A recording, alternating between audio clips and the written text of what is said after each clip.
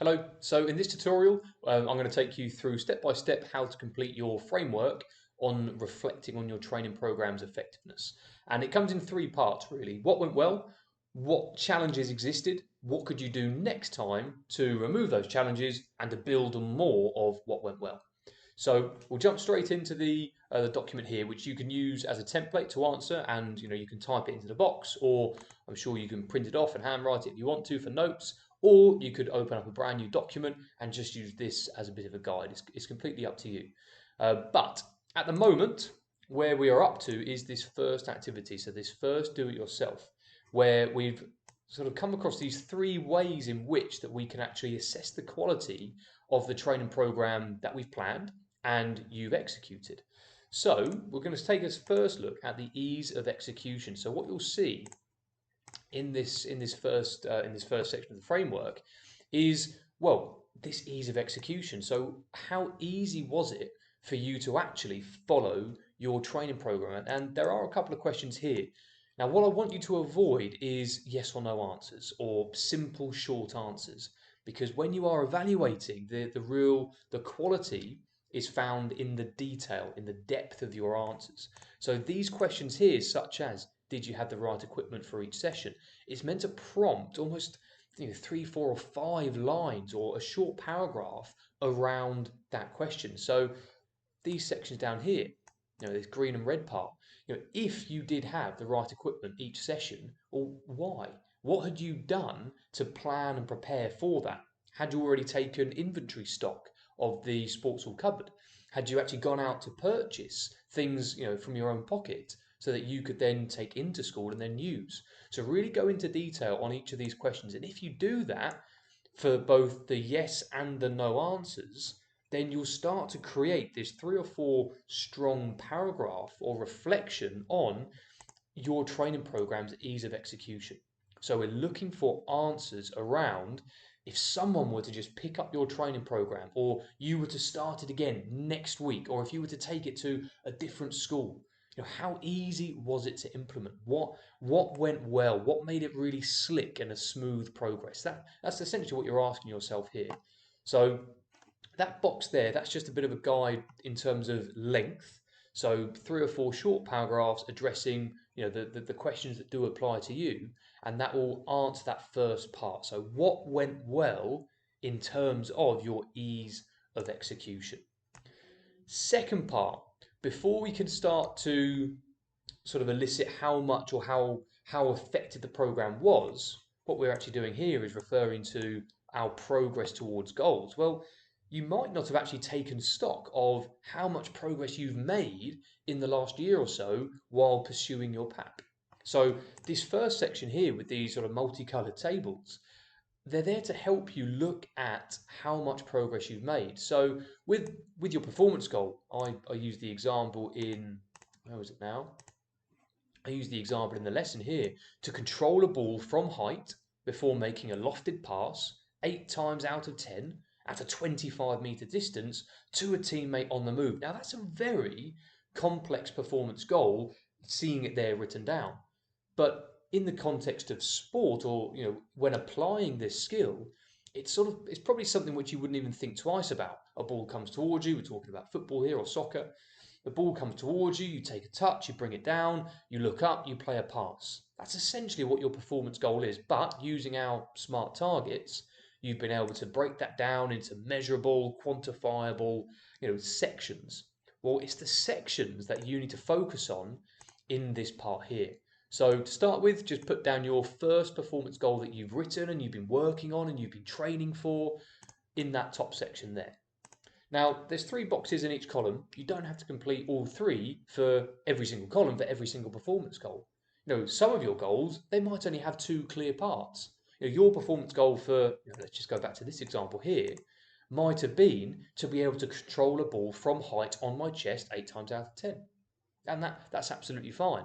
So in terms of different sections, that's really up to you and your performance goals.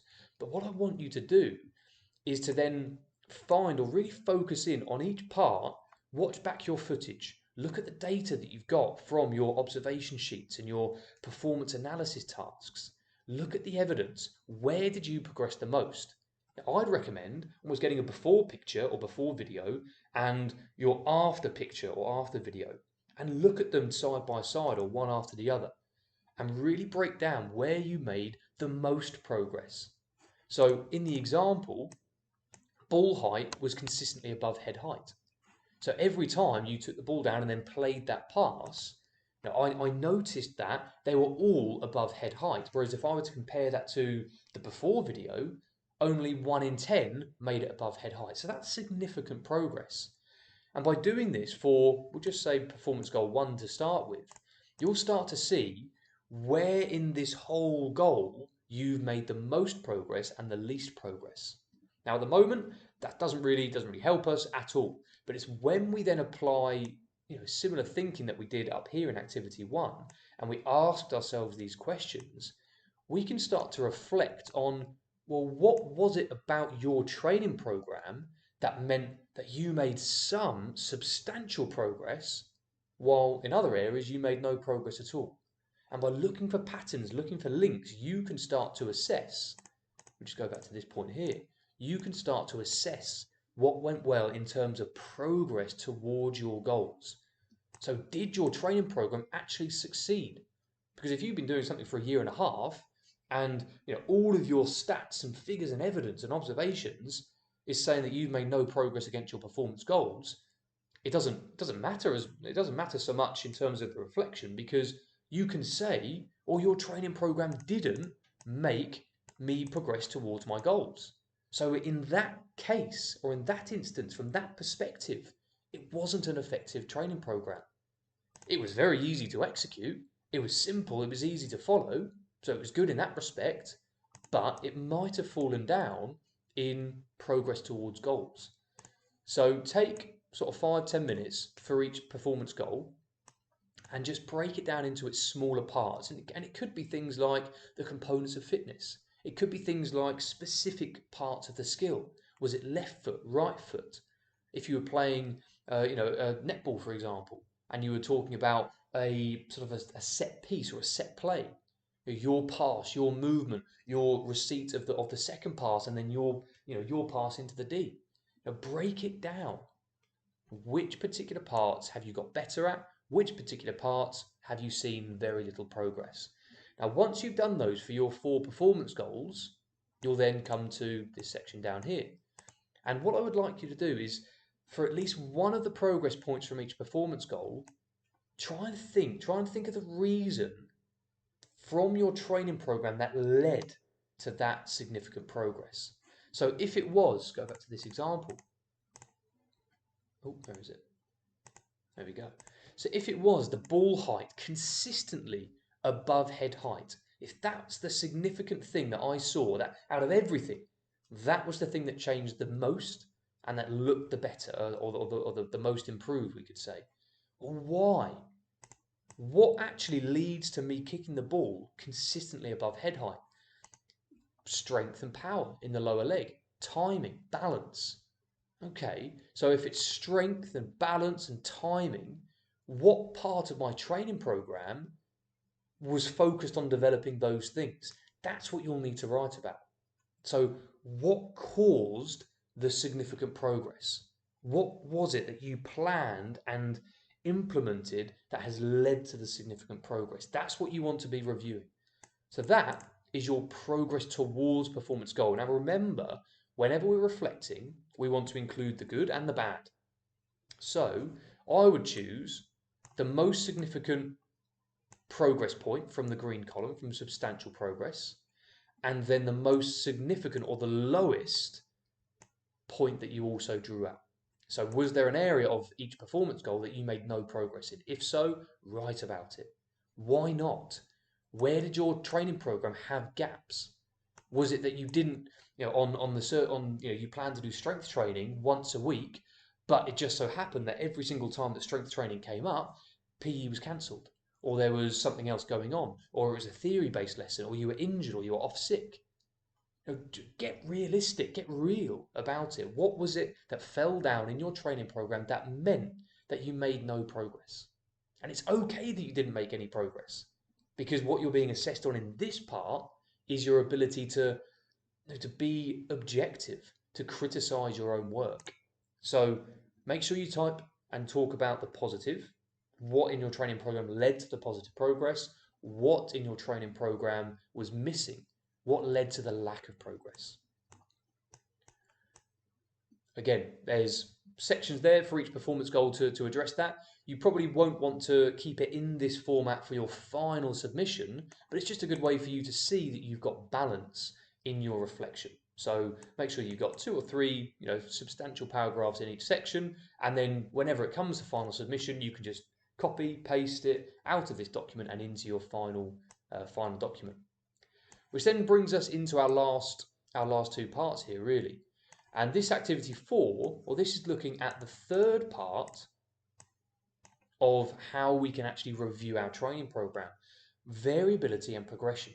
If we think back to our principles of training theory, well, we need to make sure that any training that we do is varied to avoid boredom, to avoid tedium, and we need to make sure that it can be progressed or adapted or overloaded, because new challenges can help us as performers get a little bit better, because a new challenge breaks our body down a little bit.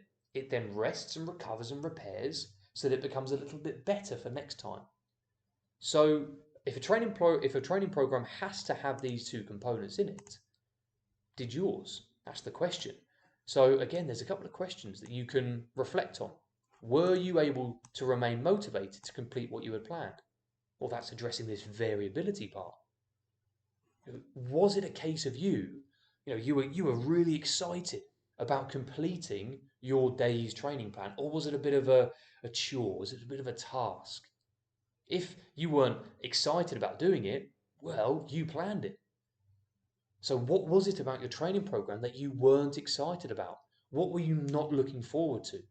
What particular type of training? Was it a particular intensity? Was it a particular location or piece of equipment?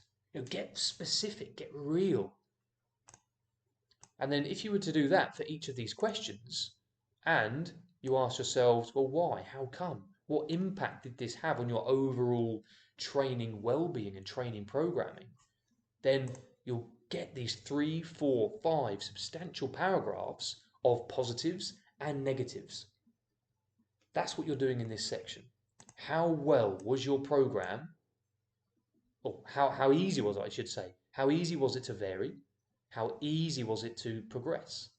Or was it not very varied and it was boring? Or could you not progress it, therefore you didn't feel challenged and it was easy towards the end? So get real.